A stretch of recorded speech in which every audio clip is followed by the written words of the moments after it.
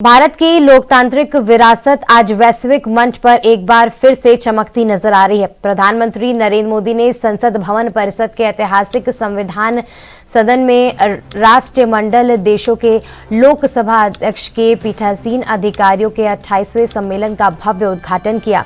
लोकसभा अध्यक्ष ओम बिरला की अध्यक्षता में आयोजित इस शिखर सम्मेलन में दुनिया भर से 42 राष्ट्रमंडल देशों ने 4 अर्ध स्वायत्त संस्थान में 61 प्रतिनिधियों ने हिस्सा लिया। इस अवसर पर प्रधानमंत्री मोदी ने प्रतिनिधियों को संबोधित करते हुए भारत की गौरवशाली लोकतंत्र यात्रा का जिक्र किया। उन्होंने जिस स्थानों पर सम्मेलन हो रहा है ये बताया कि भारत की आजादी और संविधान का निर्माण की साक्षी है ये स्थान, जिस स्थान पर ये समारोह हो रहा है। पीएम ने भावुक होते हुए याद दिलाया कि इस सेंट्रल हॉल में भारत के भविष्य की नींव रखी गई थी। उन्होंने स्पष्ट किया कि लोकतंत्र को समर्पित इस ऐतिहासिक इमारत में अब संविधान संसद के नाम से जाना जाता है और भारत के 75वें वर्ष संसदीय सफर में उसका प्रतीक बना हुआ है। ये सम्मेलन न केवल लोकतंत्र मूल्यों को मजबूत करता है मंच है, बल्कि विश्व के भारत की समृद्धि, संस्कृति और परंपराओं से रूबरू कराने का एक बड़ा अवसर है। फ्रेंड्स,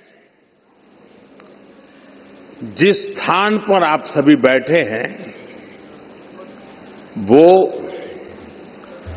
भारत की डेमोक्रेटिक जर्नी का बहुत ही महत्वपूर्ण स्थान है।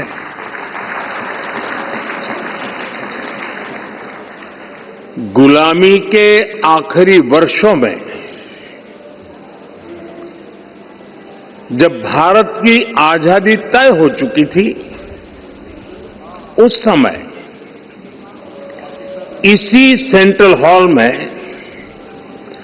भारत के संविधान की रचना के लिए संविधान सभा की बैठकें हुई थी। भारत की आजादी के बाद 75 वर्षों तक ये इमारत भारत की संसद रही और इसी हॉल में भारत के भविष्य से जुड़े अनेक महत्वपूर्ण निर्णय, अनेक चर्चाएं हुई। अब लोकतंत्र को समर्पित इस स्थान को भारत ने संविधान सदन का नाम दिया है। कुछ समय पहले ही भारत के संविधान को लागू हुए 75 वर्ष हुए हैं। मैं इस संविधान सदन में आप सभी अतिथियों का आना भारत के लोकतंत्र के लिए, दुनिया आपकी ओर देख रही है। दुनिया के सबसे बड़े लोकतंत्र, मदर ऑफ डेमोक्रेसी कहे जाने वाले भारत में लोकतांत्रिक संवाद, सहयोग और साझा मूल्यों को सुदृढ़ करने के उद्देश्य से आज हम यहां एकत्र हुए हैं, जहां हम संसदीय लोकतंत्र की सर्वोत्तम प्रथाओं, नई पहलों और अनुभव को साझा करेंगे।